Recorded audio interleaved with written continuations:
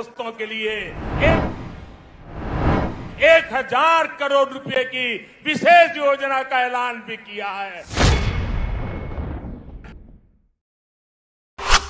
पनते चंडिकाय नमो या देवी सर्वभूतेषु मातृरूपेण संस्थिता नमस्तस्यै नमस्तस्यै।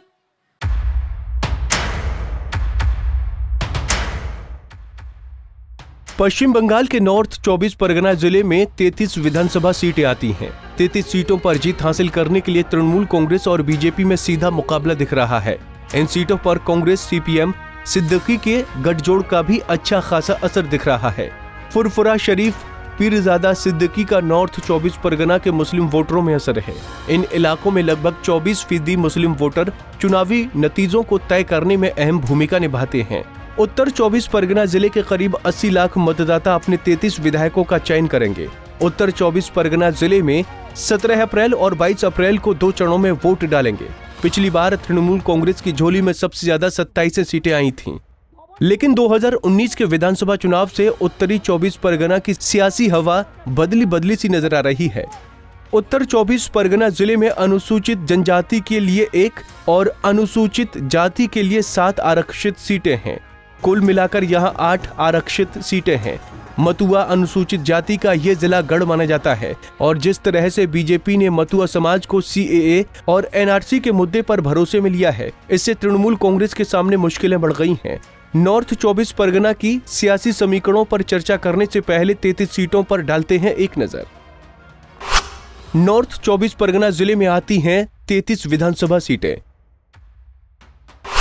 33 सीटों में से 24 सीट अनुसूचित जाति के लिए आरक्षित हैं। बागदा और बनगांव उत्तर सीट हैं, अनुसूचित जाति के लिए रिजर्व। गायघाट और बनगांव दक्षिण सीट भी हैं, एससी के लिए सुरक्षित। गायघाट और स्वरूपनगर सीट अनुसूचित जाति के लिए हैं आरक्षित। हिंगलगंज विधानसभा सीट भी हैं, अनुसूचित जाति के लिए आरक्षित। संदेश खाली सीट है, अनुसूचित जनजाति के उम्मीदवार के लिए रिजर्व। बदुरिया, अशोकनगर और हबरा सीट पर होगी टीएमसी और बीजेपी में सीधी टक्कर। अमडंगा, बीजापुर और नेहाटी सीट में भी होगा कांटे का मुकाबला। भाटपारा और जगतदल सीट पर होगी टीएमसी बीजेपी की टक्कर। नौपारा और बैरकपुर सीट पर अर्जुन सिंह की वजह से बीजेपी को बढ़त। खरदाहा और दमदम उत्तर सीट पर टीएमसी दिखाएगी ताकत।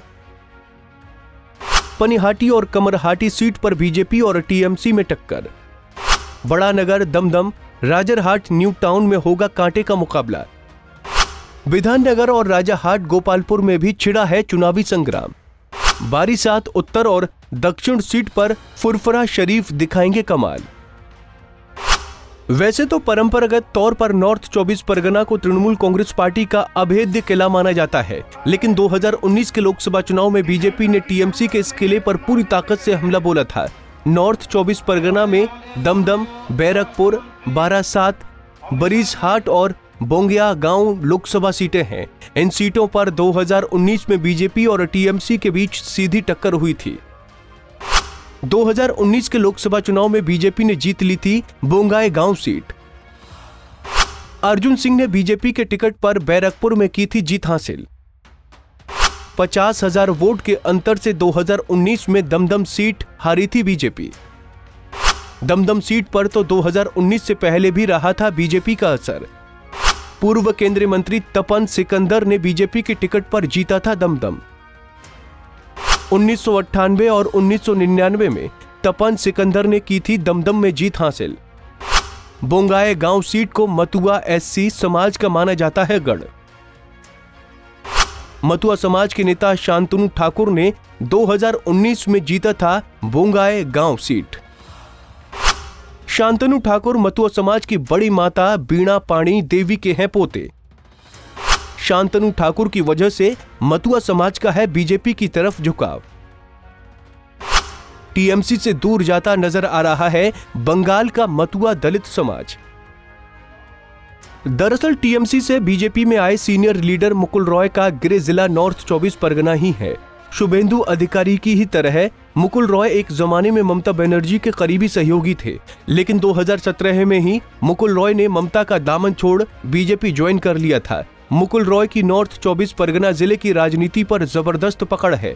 नॉर्थ 24 परगना जिले में बीजेपी के बाहुबली सांसद अर्जुन सिंह की भी मजबूत पकड़ है, क्योंकि वो बैरकपुर से बीजेपी के सांसद हैं। इसका फायदा इस चुनाव में बीजेपी को मिल सकता है। 34 साल तक नॉर्थ 24 परगना सीपीएम का गढ़ था। 2011 में इस वामपंथी लाल किले में ममता दीदी ने ध्वस्त कर दिया था, लेकिन 2019 में जिस तरह से जिले की 2 सीटें बीजेपी ने जीती और दमदम सीट पर मजबूत प्रदर्शन किया, इससे लगता है कि बीजेपी यहां की विधानसभा सीटों पर भी जबरदस्त प्रदर्शन कर सकती है। हालांकि बीजेपी मथुआ मुकुल और मोदी के करिश्मे के भरोसे है, तो ममता दीदी मुस्लिम वोटरों के सहारे नॉर्थ 24 परगना में बढ़त बनाना चाहती हैं।